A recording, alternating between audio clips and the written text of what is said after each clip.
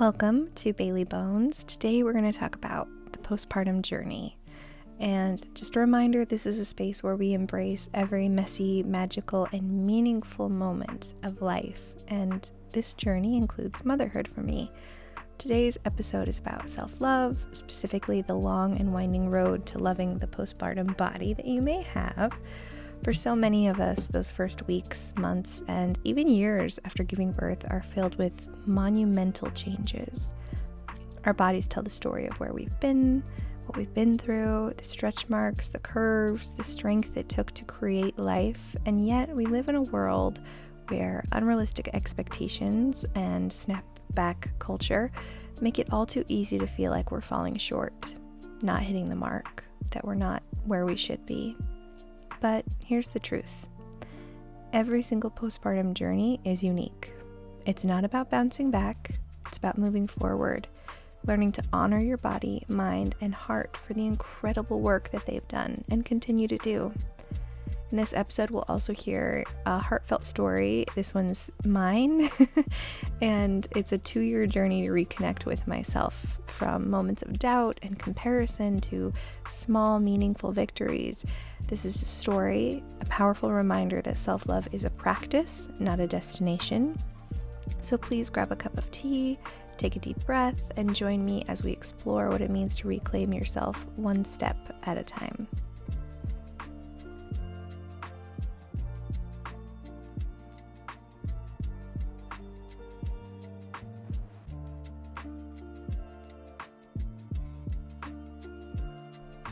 It has been nearly 24 months since my little one came into this world.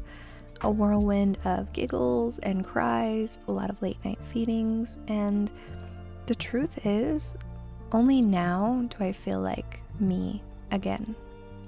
That first year, that was a lesson in kindness. Kindness to my body, stretched and softened by the miracle of life. Kindness to my mind, often frazzled, but fiercely determined. Kindness to my heart, learning to carry a love so big it sometimes made me cry into my coffee. Loose skin, deep stretch marks, extra weight, they became background noise as I focused on the tiny fingers wrapped around mine, the sleepy smiles, the first mama. But let me tell you, the road to self-love was not all sunshine and rainbows. Some days I felt like an infomercial for what happens when you don't snap back. Everywhere I looked, it seemed like other moms had reclaimed their pre-baby bodies in record time. Like some kind of unspoken competition I wasn't invited to join. I couldn't help but think, what am I doing wrong? Breastfeeding was supposed to be the magical calorie burner, right? Yeah, not for me. Instead, I shifted my focus not to what the scale said, but how I felt. I made a pact with myself to move a little bit each day.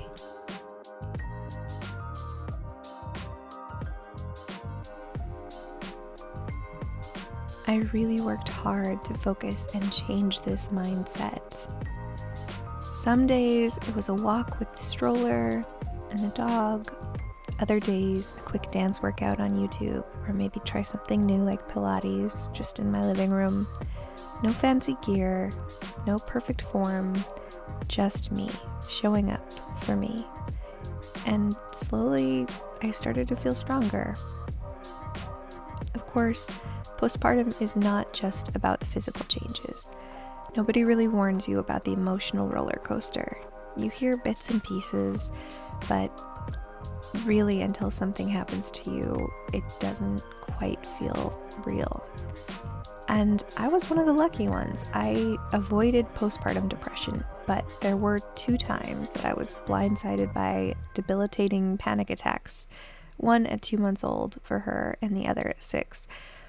It felt like my mind and my body were betraying me at the same time, as if the weight of every tiny worry exploded all at once. And honestly, it was terrifying. I've been a doula. I've been in this birthing space for almost 7 years now. I've helped many moms and through their journeys postpartum and even during pregnancy. any way that I can. Of course, always offering, what can I do? How can I help?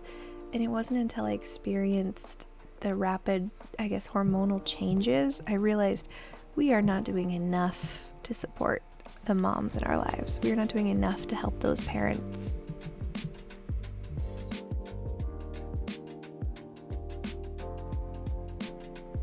Thank goodness I had a partner who would draw hot showers for me and told me reassurances, gave me cold glasses of ice water, and helped me through those times. It felt like a lifeline with me in the middle of a storm. Did you know that up to 10% of postpartum women experience panic attacks? I certainly didn't, which is again a shock. I've been in this world for so long, but it's just not talked about nearly enough. 9 months postpartum, things started to shift for me. Sleep was coming a little bit easier, not a full 8 hours, but I was counting. I began to feel more confident as I'm a mom as well, trusting my instincts and finding rhythm. And my body, well, it still didn't look like the before photos that I'd see on Instagram, but it was mine. The stretch marks began to feel less like flaws and more like, well, proof of strength. I was extremely proud of myself for the consistency I was able to find. Working out every day, even if I wasn't in the proper clothes or had the proper gear, it made me feel more confident.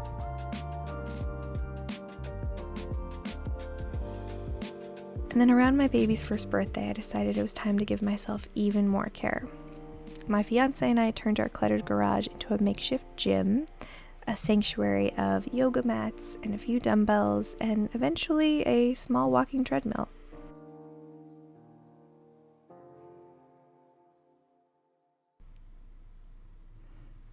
This space wasn't just about working out. It became a temple of gratitude, a place where I could honor my body for everything that it had done and everything we have yet to do.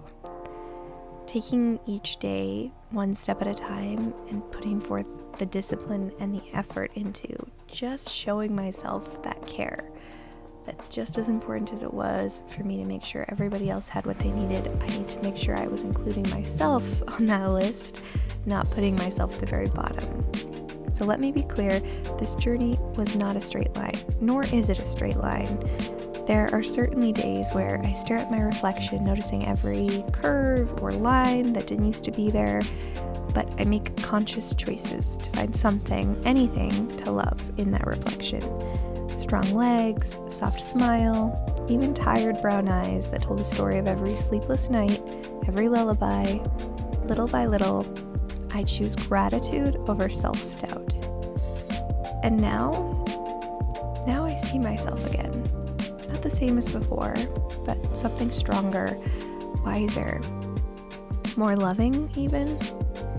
I let go of the snapback myth and embrace the idea of snapping forward to a version of myself who is beautiful because the journey, not in spite of that journey. So just know, if you're on this path, I know that it's not about perfection, but it can often feel that way. Really, it's about persistence. It's about showing up for yourself, even in small ways. Celebrate your wins, even if they seem tiny. And above all, be kind to yourself, to your body, to your mind, to your heart. You are not alone, and every single step forward you make is a victory. It's okay to celebrate those victories. You've earned them.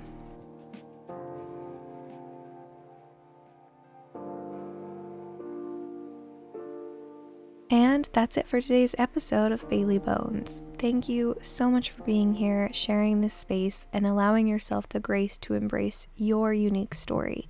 Whether you're 24 hours or 24 years postpartum, the journey of loving yourself, body, mind, and spirit is ongoing, and it's one worth celebrating. As we wrap up, I want to leave you with a reminder. Your body is a living testament to the strength, resilience, and love.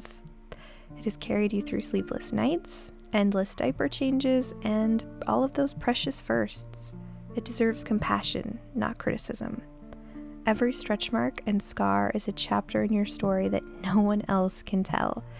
If today's story resonated with you, take a moment to reflect. What's one thing you can do this week to honor your body? Maybe it's moving for 5 minutes, writing yourself a love note, or simply looking in the mirror and saying thank you. Small steps lead to big changes, and every act of kindness towards yourself makes a difference. If you're feeling inspired, I'd love to hear from you.